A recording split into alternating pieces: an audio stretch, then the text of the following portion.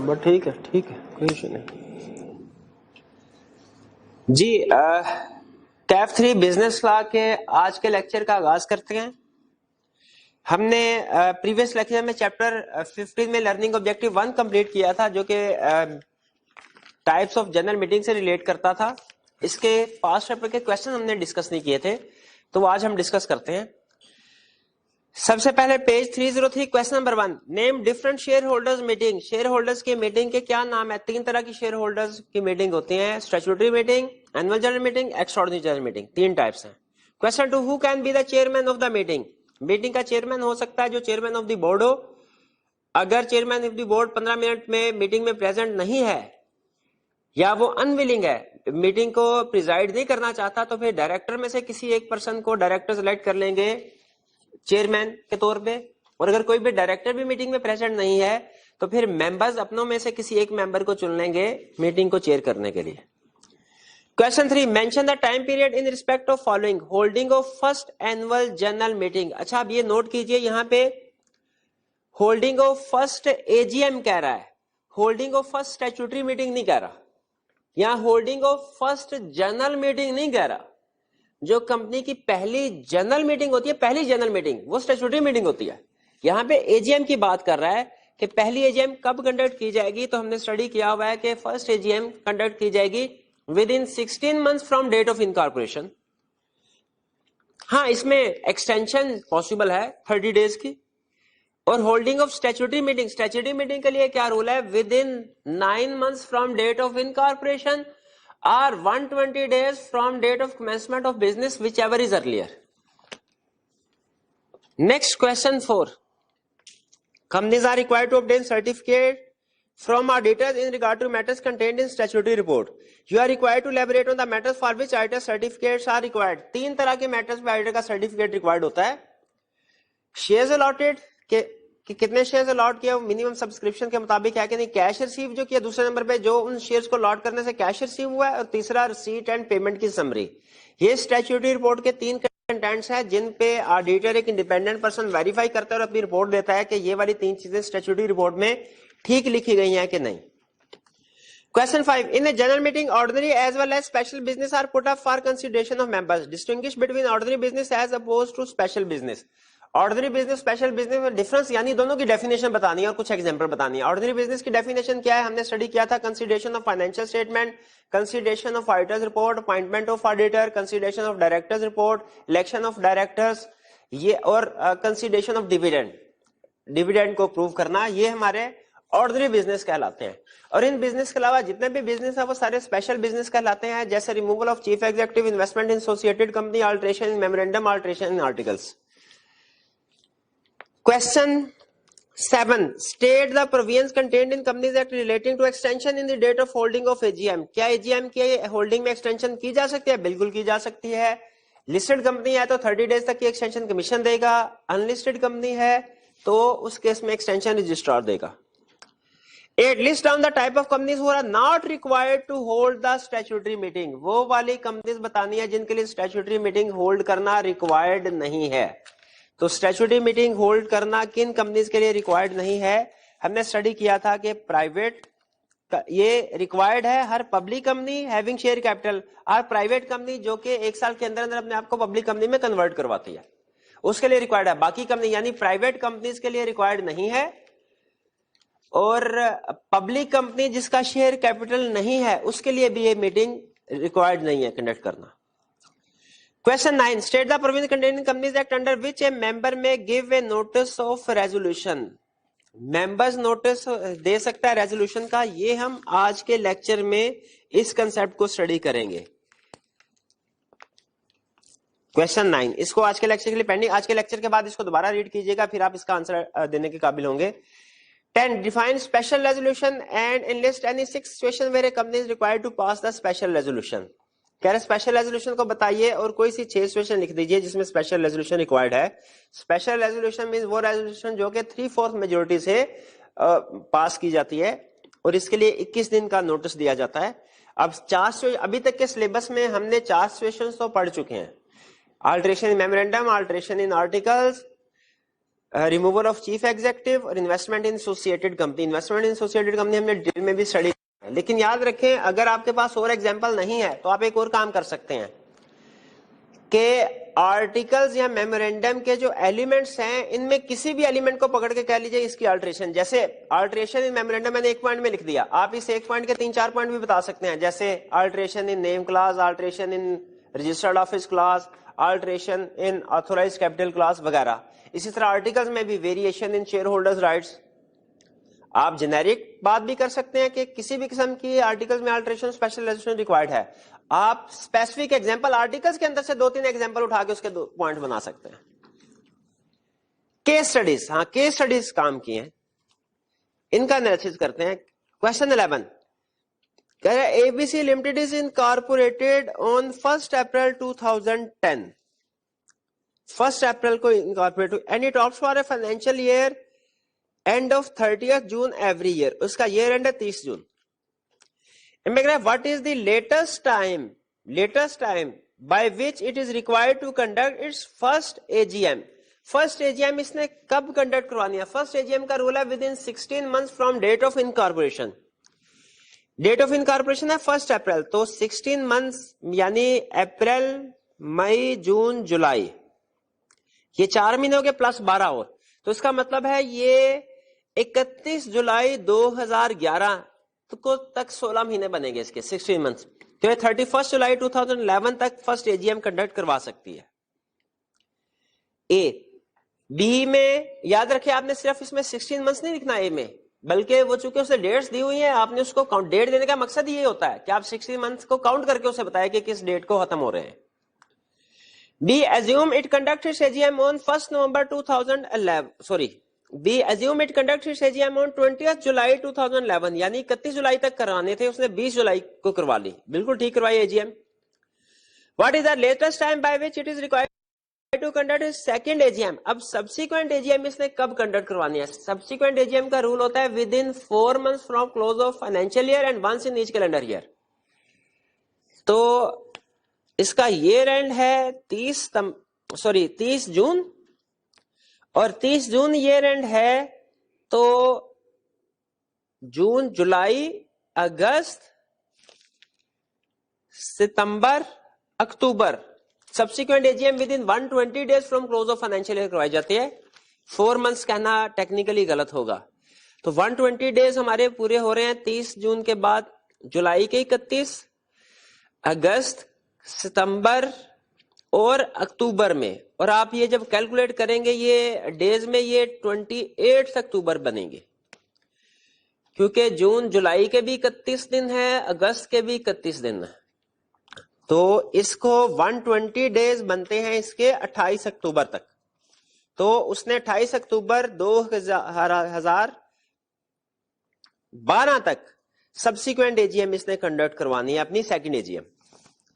Question 12. XYZ Limited is incorporated on 1st September 2010 and it opts for a financial year end of 30th September every year. What is the latest time by which it is required to conduct its first AGM? First AGM कब इसे conduct करवानी चाहिए? First AGM का rule है within 16 months from date of incorporation. Within 16 months from date of incorporation. तो 16 months कब होंगे इसके? 1 सितंबर को है इनकॉर्पोरेशन, सितंबर महीना गया, अक्टूबर, नवंबर, दिसंबर, तो 16 मंथ्स होंगे 2011 को, 31 दिसंबर 2011, ठीक है। 31 दिसंबर 2010 को 4 महीने होंगे और 31 दिसंबर 2011 को 16 मंथ्स हो जाएंगे। तो इसने फर्स्ट मीटिंग 31 दिसंबर 2011 तक कंडक्ट करवानी है। B assume it conducts its AGM on 1st November 2011. What is the latest time by which it is required to conduct its AGM?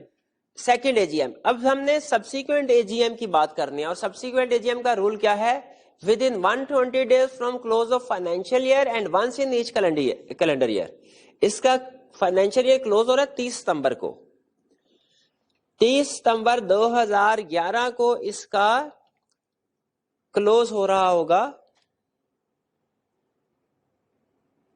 नहीं 31 दिसंबर 2012 को इसका ईयर एंड क्लोज हो रहा होगा। तो इसका मतलब है उसके बाद हमने 120 डेज काउंट करने हैं, जो कि तकरीबन 28 जनवरी बनेंगे। अक्टूबर, नवंबर, दिसंबर और जनवरी 28 जनवरी तक बनेंगे। लेकिन याद रखिए सब्सिक्वेंट एजीएम के लिए सिर्फ टाइम नहीं है 120 डेज, बल्कि उसके साथ एक और रूल भी है कि once in each calendar year अगर हम इसको नेक्स्ट ईयर 2012 की बजाय नेक्स्ट ईयर जनवरी 2013 में ले जाते हैं तो 2012 में कोई एजीएम कंडक्ट नहीं हुई होगी, जो कि असूली तौर पे once in each calendar year AGM conduct करवाना लाजमी है। इसलिए इस केस में एजीएम 31 दिसंबर 2012 तक सब्सिक्वेंट एजीएम कंडक्ट होनी चाहिए। क्यों? हालांकि 120 दिन पूरे तो नहीं होते 31 नवंबर तक, इसलिए कि once in each calendar year की कंडीशन भी पूरी करनी है। उसी साल एक साल में कम से कम एक मीटिंग कैलेंडर ईयर में होना जरूरी है। और अगर हम इसको 120 डेज का रूल बना लेते हैं, सिर्फ उसी को देखेंगे, तो वो फिर जनवरी में भी अगर मीटिंग कंडक्ट करवा लेते हैं जनवरी में, तो फिर इसका मतलब है 2012 पूरे साल में कोई एजीएम कंडक्ट नहीं हुई होगी, जो कि कैलेंडर ईयर वाली रिक्वायरमेंट की वायलेशन हो जाएगी। तो इस क्वेश्चन 11 और 12 इन दोनों क्वेश्चन में बेसिकली फर्स्ट एजीएम और सब्सिक्वेंट एजीएम का कंसेप्ट टेस्ट कर रहा है। और आपने ये चीज ध्यान में रखनी है कि सब्सिक्वेंट एजीएम का सिर्फ डेज का रूल नहीं है 120 डेज, बल्कि once in each calendar year का भी रूल है। इसका मतलब ये हुआ कि प्रैक्टिकली स्पीकिंग अगर आपका ईयर एंड 30 जून है कंपनी का, तो उसके बाद 120 डेज होंगे। लेकिन अगर ईयर एंड 30 सितंबर है, तो चूंकि 120 डेज देने से वो अगले साल में भी बात जा सकती है, तो यहां पे सिर्फ 31 दिसंबर तक उसने एजीएम कंडक्ट करवानी होती है, जिन कंपनीज का ईयर एंड 30 सितंबर हो। Question 13, Karamat private limited, private company है जी, नोट कीजिए, was incorporated on 1 July 2014, subsequently it was converted into public unlisted company on 1 March 2015। 1 जुलाई 2014 को कंपनी रजिस्टर्ड हुई और 1 मार्च यानी within 1 year of incorporation वो पब्लिक कंपनी में कन्वर्ट हो गई। Under the provision of companies act 2017, describe whether the company is required to hold its statutory meeting, क्या कंपनी को स्टैट्यूटरी मीटिंग होल्ड करवाना रिक्वायर्ड है? अच्छा, यहाँ पे दो कंसेप्ट थे, मैंने आपको रिकॉल करवाया था कंसेप्ट सीखते हुए भी। एक है certificate of commencement of business और एक है स्टैट्यूटरी मीटिंग।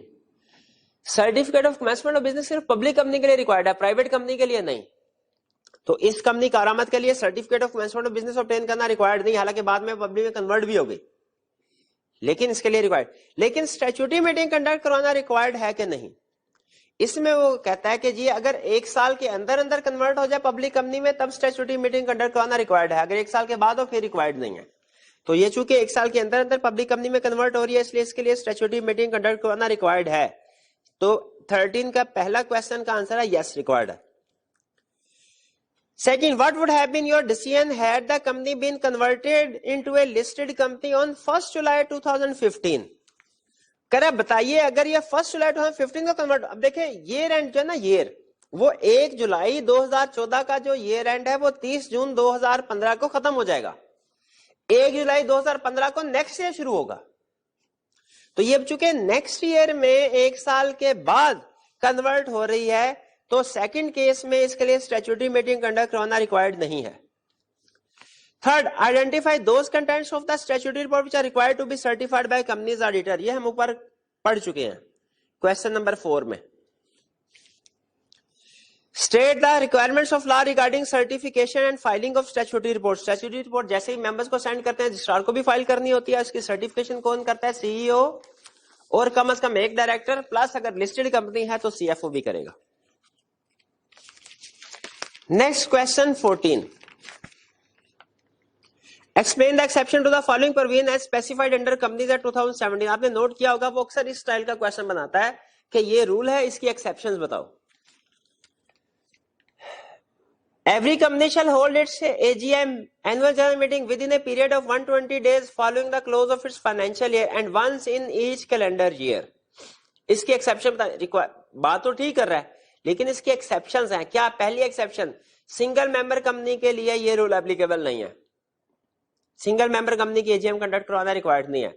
दूसरा, एक्सटेंशन भी पॉसिबल है। देखिए एक्सटेंशन जब पॉसिबल होती है उसको भी हम अगर रिक्वायरमेंट में उसने लीगल प्रोविजन में मेंशन ना किया, हम कहते हैं भाई आपकी लीगल प्रोविजन में कमी है इस चीज की, एक्सटेंशन या एक्सेप्शन अगर आ जाए रूल में। तो यहाँ पे वो एक्सटेंशन की बात नहीं कर रहा, हम कहेंगे कि जी इसकी एक्सटेंशन भी पॉसिबल है, अगर लिस्टेड कंपनी है तो रजिस्ट्रार से, और अनलिस्टेड सॉरी लिस्टेड कंपनी है तो कमीशन से, अनलिस्टेड है तो रजिस्ट्रार से एक्सटेंशन ली जा सकती है। Question 15, Joint Limited JL was incorporated as a public company on 1st February 2018 and was authorized by the registrar to commence business from 1st April 2018. Date of incorporation दे दी उसने, date of commencement of business they the. The board of directors is divided on the issue of holding its first general meeting. Note कीजिए, first general meeting कह रहा, first AGM नहीं कह रहा। तो company की जिंदगी की जो फर्स्ट जनरल मीटिंग होती है वो स्टैट्यूटरी मीटिंग होती है।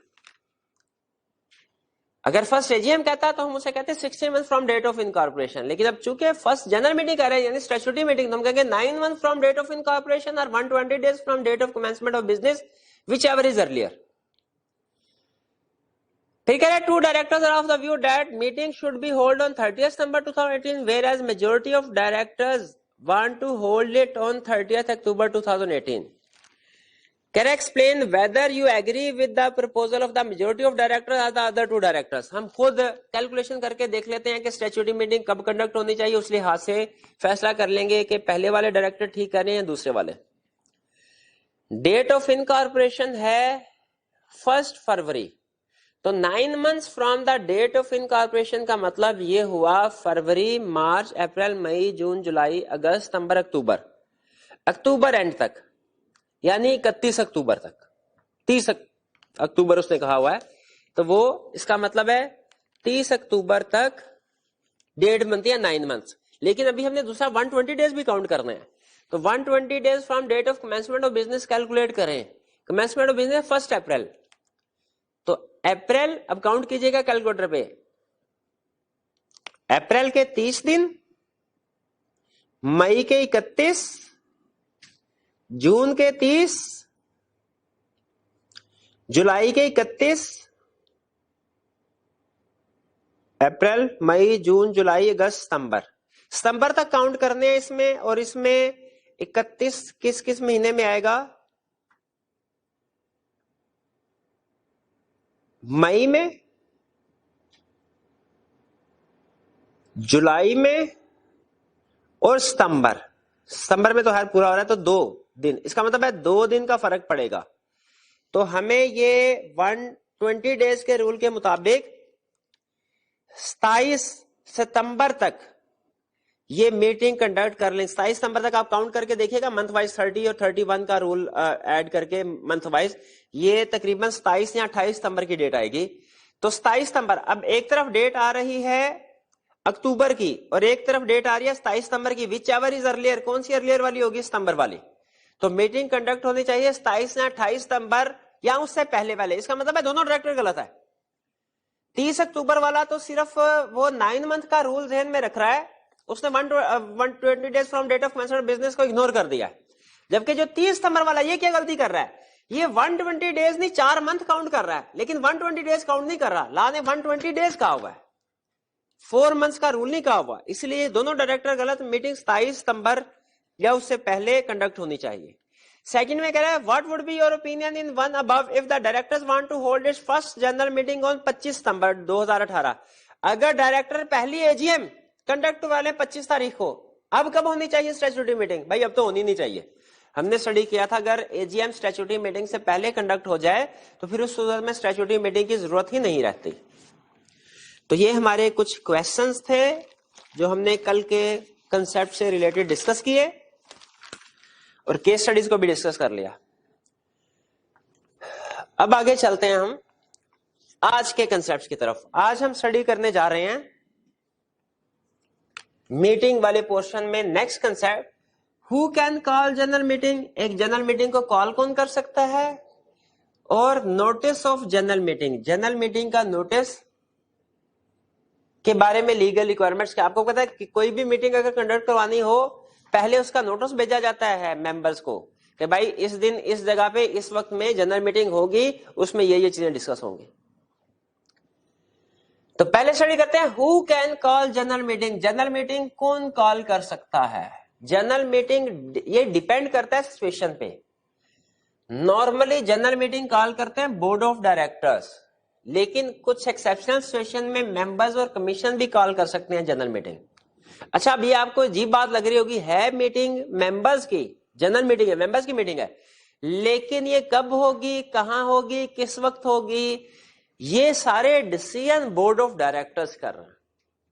क्योंकि जो मैनेजमेंट के फेस जितने भी होते हैं वो सारे के सारे बोर्ड ऑफ डायरेक्टर की जिम्मेदारी होती है। तो मीटिंग को भी कंडक्ट कराना, प्रॉपर कंडक्ट, ये डायरेक्टर की जिम्मेदारी है। तो जनरल रूल के तौर पे बोर्ड ऑफ डायरेक्टर्स कॉल करते हैं जनरल मीटिंग, यानी ये डिसाइड करते हैं कि मीटिंग कब होनी चाहिए और मेंबर्स को नोटिस भेजते हैं। ठीक है, अच्छा ध्यान में रखिए, मीटिंग कब होनी है डायरेक्टर डिसाइड करेंगे।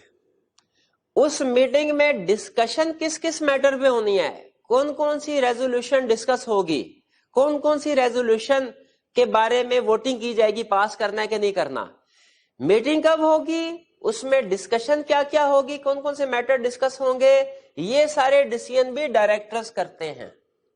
क्योंकि अप्रूवल वगैरह के लिए नॉर्मली उन्हें जरूरत पड़ती है, जो भी मैटर जिसके ऊपर उन्होंने अप्रूवल लेनी है वो मेंबर्स के सामने रख देंगे। लेकिन क्या मेंबर के पास ये अथॉरिटी है कि मीटिंग तो कंडक्ट करवाई डायरेक्टर्स ने, लेकिन अगर मेंबर्स ये समझते हैं कि इस मीटिंग में डायरेक्टर्स ने कहा है कि 6 मैटर डिस्कस होंगे, हमारे ख्याल में 2 मैटर मजीद डिस्कस होने चाहिए, क्या जो रेजोल्यूशन पास करवानी है या मैटर डिस्कस करना है वो मेंबर अपनी मर्जी से भी ऐड करवा सकते हैं। डायरेक्टर्स ने नोटिस में लिखा कि हमने इस मीटिंग में 6 एजेंडा आइटम डिस्कस करनी है, क्या उसको मेंबर्स उसमें मजीद कोई एडिशन करवा सकते हैं? इसका जवाब है यस। मेंबर्स भी रिकमेंड कर सकते हैं कि किसी मीटिंग में कोई मैटर डिस्कस किया जाए, लेकिन शर्त यह है कि 10% वोटिंग पावर होनी चाहिए उनके पास, और मीटिंग से कम 10 दिन पहले उन्होंने कंपनी को नोटिस भेजना है कि सर ये भी मैटर, ये भी बिजनेस डिस्कस किया जाए। यहां पे जहन में रखिएगा कंसेप्ट, एक कंसेप्ट है कि क्या मेंबर्स मीटिंग कॉल कर सकते हैं, क्या मेंबर जनरल मीटिंग कॉल कर सकते हैं, ये कंसेप्ट डिफरेंट है। ये कंसेप्ट क्या है कि क्या मेंबर जो जनरल मीटिंग कॉल हो चुकी है, क्या उसमें अपनी तरफ से कोई matter to be discussed add करवा सकते हैं, कोई resolution to be pass add करवा सकते हैं? ये मैटर डिफरेंट है। इसमें पूरी मीटिंग नहीं वो कंडक्ट करवा रहे, सिर्फ जो मैटर उन्होंने डिस्कस करना है वो ऐड करवा रहे। इस केस में वो पूरी की पूरी जनरल मीटिंग ही मेंबर्स की तरफ से कंडक्ट हो रही होगी। मैटर भी जाहिर है जो डिस्कस हो रहा है वो भी मेंबर की तरफ से होंगे, मीटिंग भी मेंबर की तरफ से। इस केस में मीटिंग डायरेक्टर की तरफ से हो रही है, डायरेक्टर्स की तरफ से कुछ बिजनेस रिकमेंड किए जाएंगे कि हमने डिस्कशन करनी है, लेकिन मेंबर्स भी कुछ बिजनेस को ऐड करवा सकते हैं। ये फर्क ध्यान में रखिएगा, एग्जाम में क्वेश्चन आ जाए तो आपने मिक्स नहीं करना कि क्या मेंबर जनरल मीटिंग कंडक्ट करवा सकते हैं, ये अलग कंसेप्ट है, और क्या मेंबर्स मीटिंग में कोई business to be transacted resolution pass propose कर सकते हैं, रिकमेंड कर सकते हैं, ये कंसेप्ट डिफरेंट है। दोनों में फर्क है। एक कंसेप्ट है सारी की सारी मीटिंग मेंबर करवा रहे हैं, और दूसरा कंसेप्ट है कि सारी मीटिंग नहीं, उसमें कुछ जो एजेंडा आइटम रेजोल्यूशन वगैरह डिस्कस होनी है, बिजनेस डिस्कस होना है, वो मेंबर्स ऐड करवा रहे हैं।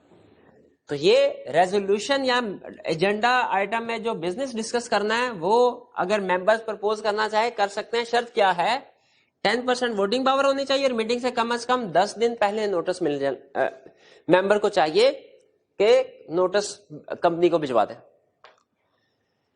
ये है हमारा पहला कंसेप्ट कि जनरल मीटिंग नॉर्मली कौन कॉल करता है, बोर्ड ऑफ डायरेक्टर। अच्छा, फर्ज कीजिए कि चीफ एग्जीक्यूटिव अपॉइंट किया डायरेक्टर्स ने, मेंबर उस चीफ एग्जीक्यूटिव की परफॉर्मेंस से मुतमिन नहीं और उसको रिमूव करना चाहते हैं, क्या कर सकते हैं? इसका जवाब बिल्कुल कर सकते हैं, लेकिन उसके लिए स्पेशल रेजोल्यूशन पास होगी। अब मेंबर्स ये रेंट का इंतजार नहीं कर सकते कि ये रेंट होगा, एजीएम होगी, उसमें स्पेशल रेजोल्यूशन पास करेंगे। वो चाहते हैं कि चीफ एग्जीक्यूटिव सही काम नहीं कर रहा था, इसको अभी से रिमूव कर देना चाहिए।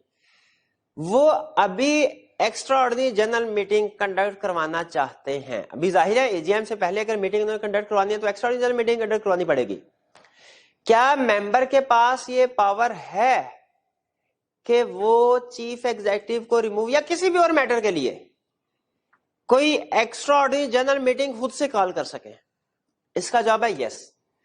कंपनीज एक्ट पावर देता है मेंबर्स को कि वो अगर चाहे तो extra ordinary general meeting conduct करवा सकते हैं। स्टैट्यूटरी मीटिंग कंडक्ट करवाने की पावर डायरेक्टर के पास ही है, वो नहीं इनको दी। एजीएम कंडक्ट करवाने की पावर डायरेक्टर के पास है, वो मेंबर्स को नहीं दिया। अगर डायरेक्टर कंडक्ट नहीं करवाते तो उन्हें पेनल्टी इंपोज की जाती है, लेकिन मेंबर नहीं बाइंड करते, सॉरी मेंबर नहीं उसको कंडक्ट करते मीटिंग को। हाँ, extra ordinary general meeting member conduct करवा सकते हैं।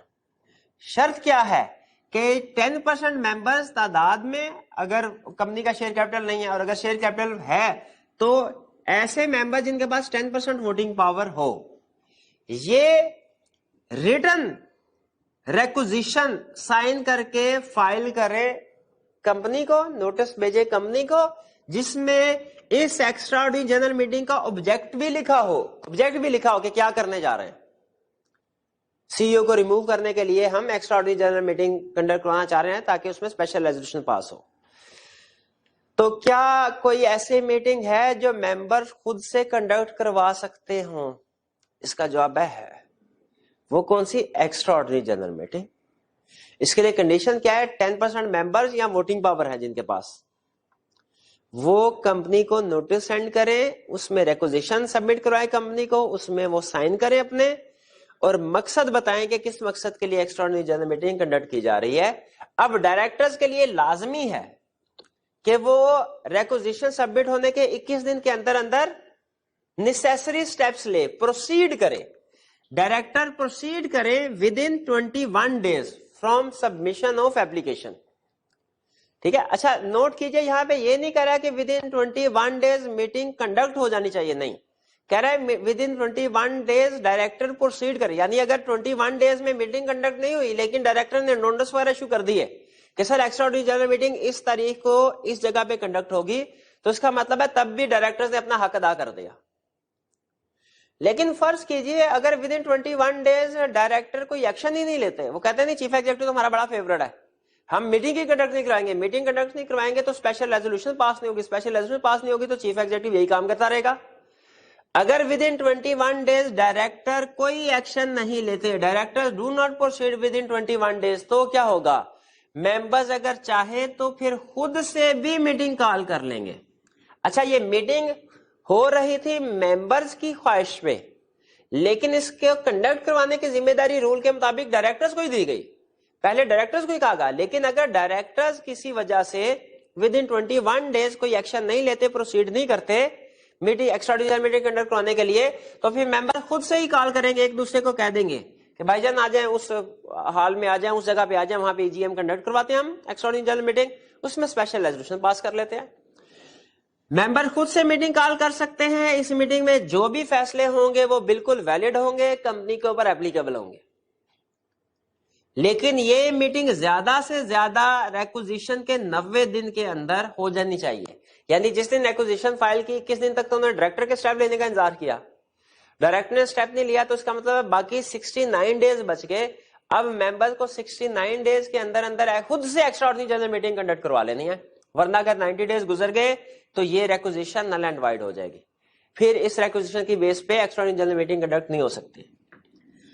और अगर डायरेक्टर मीटिंग कंडक्ट नहीं करवाते विद इन 21 डेज और मेंबर्स अपने तौर पे उस मीटिंग को कंडक्ट करवाते हैं, तो उस मीटिंग के जितने भी अखराजात होंगे वो कंपनी पे करेगी। और अगर किसी डायरेक्टर का डिफॉल्ट था, उसने जानबूझ के मीटिंग को कंडक्ट नहीं करवाया, तो उसकी तनख्वाह में से मीटिंग के खर्चे सारे निकाले जाएंगे।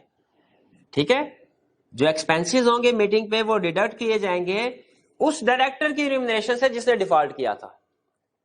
अगर सारे डायरेक्टर्स का डिफॉल्ट था, उसने मीटिंग कंडक्ट नहीं करवाई, तो सारे डायरेक्टर से उस मीटिंग के खर्चे, जो कि जाहिर है एक्स्ट्रा खर्चे हैं, मेंबर ने लादा से जो मीटिंग कंडक्ट करवाई। ये हमारा वो केस है जब मेंबर्स मीटिंग को कंडक्ट करवा सकते हैं, एक्स्ट्रा ऑर्डिनरी मीटिंग सिर्फ। और फर्क आपने जहन में रखना है कि एक कंसेप्ट है पूरी की पूरी जनरल मीटिंग मेंबर कंडक्ट करवा रहे हैं, एक्स्ट्रा ऑर्डिनरी जनरल मीटिंग।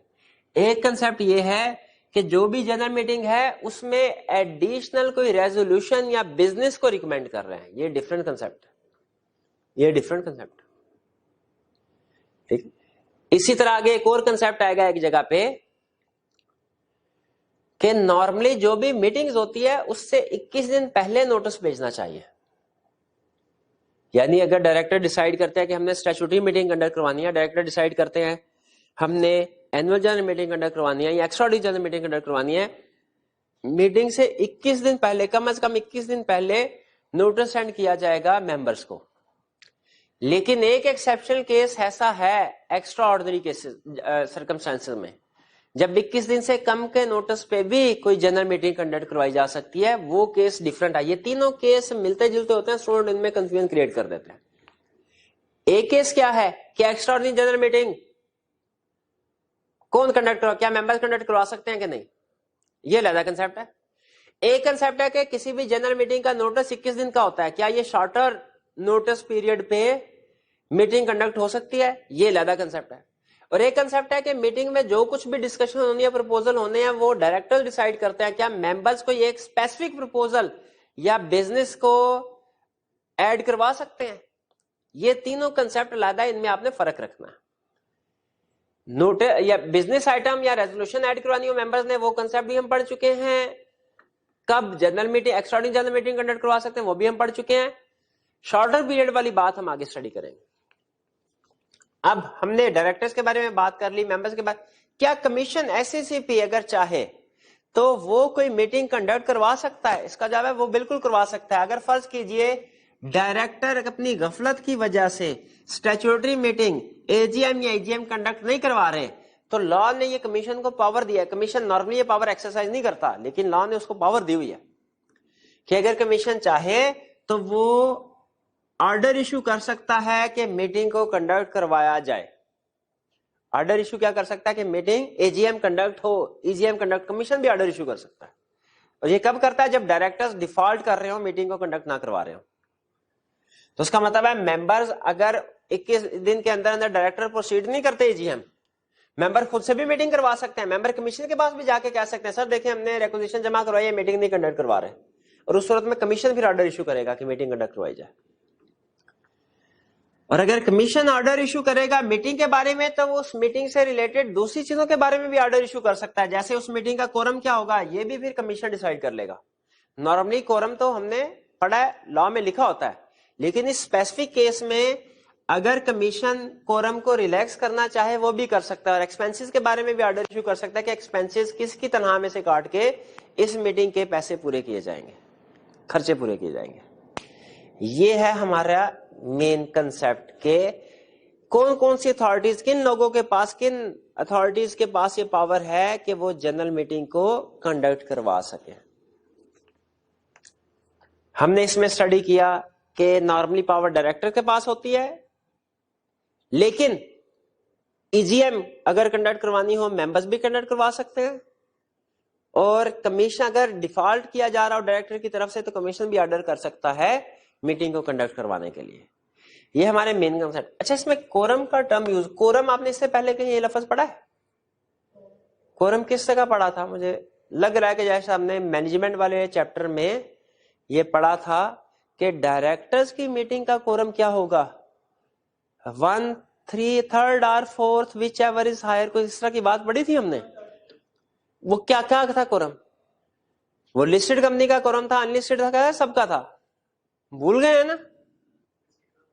भूल गए। तो ये कोरम जो है, ये कंसेप्ट आपने पहले भी पढ़ा है, अभी फिर पढ़ेंगे, ठीक है? इस लेक्चर में भी, इस चैप्टर में भी स्टडी करेंगे। आपने फर्क रखना है कि डायरेक्टर्स की मीटिंग का यहां पे रिकॉल कराने का मकसद क्या था, आपको यह बता दिया जाए कि डायरेक्टर्स की मीटिंग का कोरम डिफरेंट है, वो हम पढ़ चुके हैं, और शेयर होल्डर्स की मीटिंग का कोरम डिफरेंट है। तो यहाँ पे कमीशन ये भी ऑर्डर कर सकता है कि जो जनरल मीटिंग का कोरम होगा वो क्या होगा। हालांकि अभी हमने पढ़ा नहीं है, लेकिन कमीशन चाहे तो उस कोरम की रिक्वायरमेंट को रिलैक्स भी कर सकता है ताकि अच्छे तरीके से मीटिंग कंडक्ट हो जाए। ये है हमारा who can call general meeting. General meeting कौन कॉल कर सकता है? अब नेक्स्ट कंसेप्ट है हमारा नोटिस ऑफ जनरल मीटिंग, के जो एक जनरल मीटिंग होगी इसके नोटिस से रिलेटेड क्या रिक्वायरमेंट्स हैं। नोटिस ऑफ जनरल मीटिंग, इसमें हम क्या स्टडी करेंगे? नोटिस कैसे तैयार करना है, इसमें क्या इंफॉर्मेशन इंक्लूड करनी है, नोटिस किस किस को भेजना है, कब भेजना है, किस तरीके से भेजना है। नोटिस ऑफ जनरल मीटिंग के हवाले से, किसी भी जनरल मीटिंग का जो नोटिस होगा उस वाले से हम सारी रिक्वायरमेंट स्टडी करेंगे। सबसे पहले व्हाट टू मेंशन, यानी जनरल मीटिंग के नोटिस में क्या क्या चीजें मेंशन करनी है। नोटिस में क्या क्या चीजें होंगी, ऐसे है जैसे आपको कोई दावा, फॉर एग्जांपल कोई शादी का दावानामा आता है तो आप देखते हैं उसमें लिखा होता है कि डेट है, टाइम है, प्लेस है, इस तरह की नेसेसरी चीजें, एजेंडा आइटम भी लिखी होती है। और इसी तरह हम जो जनरल मीटिंग का नोटिस होगा उसमें भी कुछ मैटर्स लिखना रिक्वायर्ड होता है क्लैरिफिकेशन के लिए, ताकि शेयर होल्डर्स को पता हो कि कौन से मैटर डिस्कस होने जा रहे हैं, किस जगह पे कब होने जा रहे हैं। तो नोटिस ऑफ जनरल मीटिंग में लिखा जाएगा डेट, किस दिन मीटिंग है, time and place of meeting. Place normally वही होती है, बेसिकली नॉर्मली रजिस्टर्ड ऑफिस होता है। प्लेस मीटिंग कहां पे, रजिस्टर्ड ऑफिस, लेकिन करीब के किसी कोई हॉल वगैरह में भी मीटिंग कंडक्ट करवाई जा सकती है, जो मैरिज हॉल वगैरह होते हैं उसमें, लेकिन नॉर्मली रजिस्टर्ड ऑफिस में मीटिंग कंडक्ट करवाई। तो जो भी प्लेस आपने डिसाइड किया है, नोटिस में date, time and place of meeting लिखा होगा। फिर बिजनेस टू बी ट्रांजैक्टेड, यानी कौन कौन से बिजनेस, कौन कौन से मैटर्स को डिस्कस करना है, वो सारे मैटर्स की लिस्ट लिखी होगी कि डिविडेंड की declaration, appointment of auditor, election of director वगैरह वगैरह जितने भी। और अगर ऑर्डिनरी बिजनेस है वो भी लिखा जाएगा, स्पेशल बिजनेस है वो भी लिखा जाएगा। और स्पेशल बिजनेस है तो कुछ मजीद इंफॉर्मेशन, क्योंकि रूटीन जो ऑर्डिनरी बिजनेस होता है वो रूटीन का हर साल होता है, उसमें तो मेंबर्स को पता होता है कि हमने क्या चीजें किस तरीके से डिसाइड करनी है। लेकिन अगर कोई स्पेशल बिजनेस है, जैसे इन्वेस्टमेंट इन एसोसिएटेड कंपनी, जैसे अल्टरेशन इन मेमोरेंडम, जैसे रिमूवल ऑफ चीफ एग्जेक्टिव, कोई स्पेशल बिजनेस है, तो उस केस में फिर उस स्पेशल बिजनेस को एक्सप्लेन करना है हमने।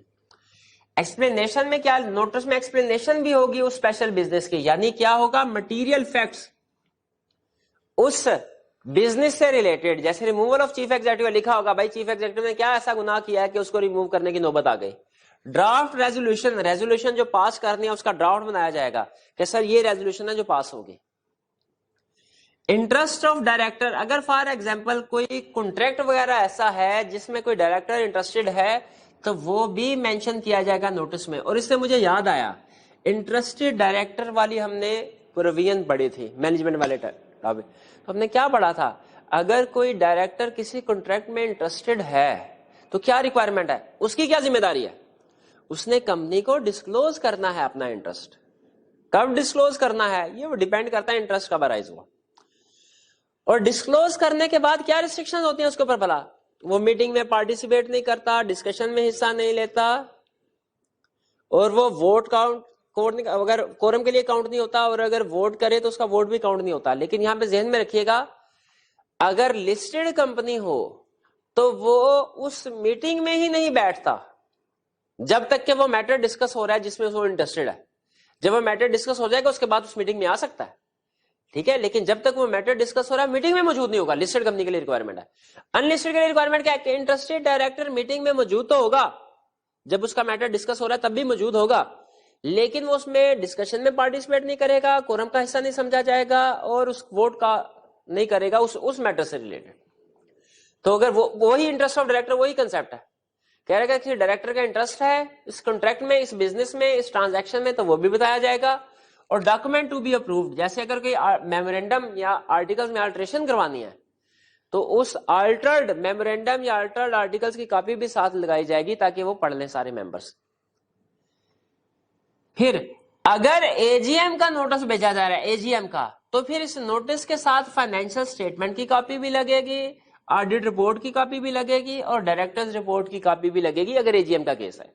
क्योंकि एजीएम के केस में आपको पता है ये फाइनेंशियल स्टेटमेंट्स भी एनुअली बनती है, ऑडिट रिपोर्ट भी एनुअली, फाइनेंशियल स्टेटमेंट्स से लिंक कर रही होती है, और डायरेक्टर रिपोर्ट भी फाइनेंशियल स्टेटमेंट से लिंक कर रही होती है। तो अगर एजीएम का केस है यानी साल के बाद, तो जाहिर है फाइनेंशियल स्टेटमेंट बन चुकी होगी, वो भी आपने साथ लगानी है along with reports, auditor report भी और डायरेक्टर रिपोर्ट। तो ये हमने स्टडी कर लिया कि जब नोटिस सेंड किया जाएगा मीटिंग का, तो उस नोटिस में क्या क्या चीजें इंक्लूड करनी है। अब नेक्स्ट कंसेप्ट, नोटिस सेंड कब करना है भाई। नोटिस सेंड करना है किसी भी जनरल में, चाहे वो स्टैट्यूटरी मीटिंग हो, एनुअल जनरल मीटिंग हो या एक्स्ट्राऑर्डिनरी जनरल मीटिंग, किसी भी मीटिंग का नोटिस उससे 21 दिन पहले सेंड करना है, 21 दिन पहले।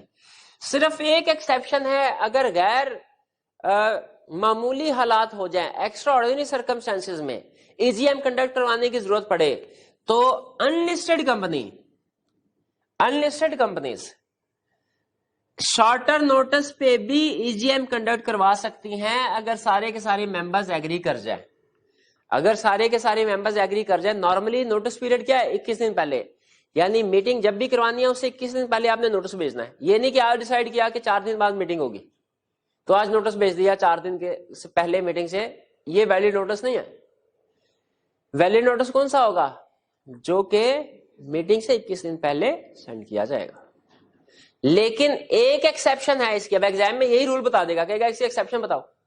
तो एक्सेप्शन क्या है? अनलिस्टेड कंपनी के केस में extraordinary general meeting short term notice पे भी कंडक्ट करवाई जा सकती है। शर्त क्या है?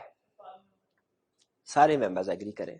वो जाहिर इनफॉर्मली एक दूसरे को फोन, क्योंकि अनलिस्टेड कंपनी है तो मेंबर्स दूसरा तो पहले नहीं हुए, नॉर्मली फैमिली और बिजनेस ही होते हैं, तो उसमें मीटिंग जो है वो शॉर्ट टर्म नोटिस पे भी कंडक्ट, सारे मेंबर्स आपस में इनफॉर्मली एक दूसरे से फोन वगैरह करके मोबाइल के जरिए से एग्री करवा सकते हैं और फिर कम दिनों का नोटिस भी सेंड किया जा सकता है। Next, how to send notice. Notice कैसे सेंड करना है? नोटिस सेंड करना है रजिस्टर्ड या कम्युनिकेशन एड्रेस पे, हर मेंबर के रजिस्टर्ड या कम्युनिकेशन एड्रेस पे जो उसने पाकिस्तान में दिया होगा। पाकिस्तान से बाहर है तो उस एड्रेस पे नोटिस सेंड करना लाजमी नहीं है।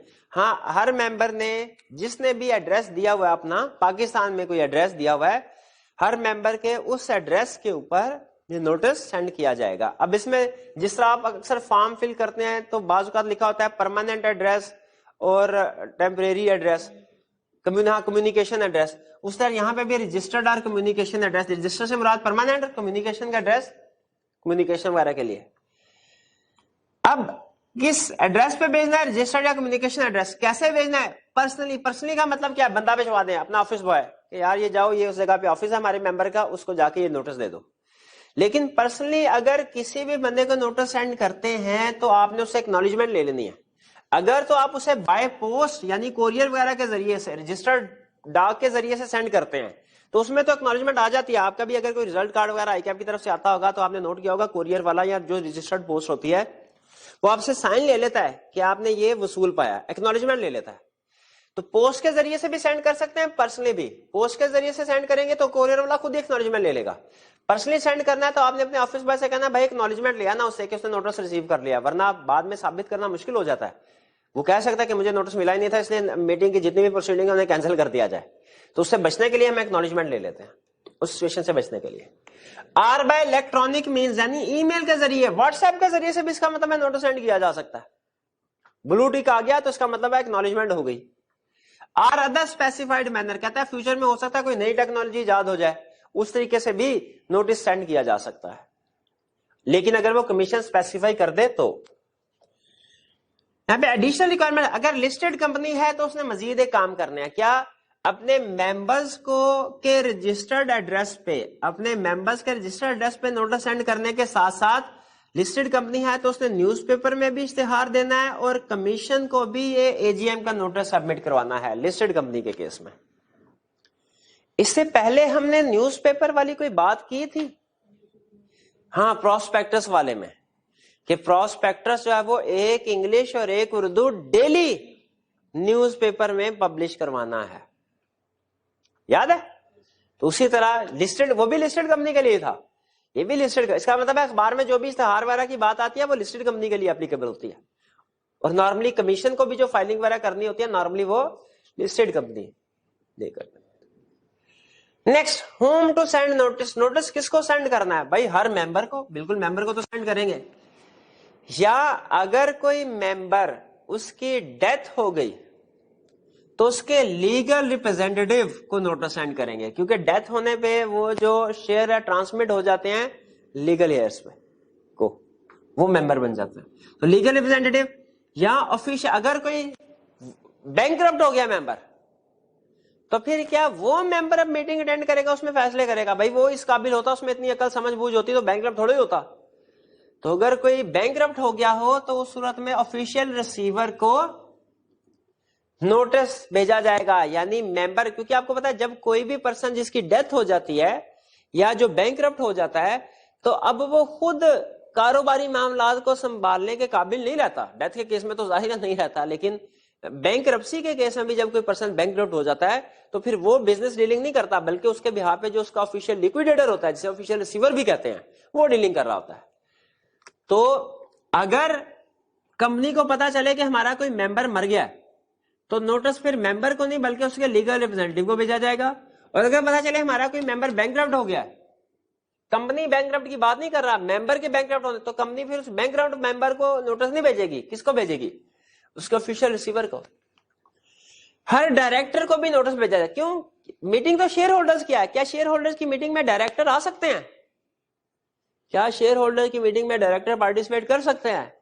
बिल्कुल कर सकते हैं ना, डायरेक्टर्स का राइट है, कर सकते हैं।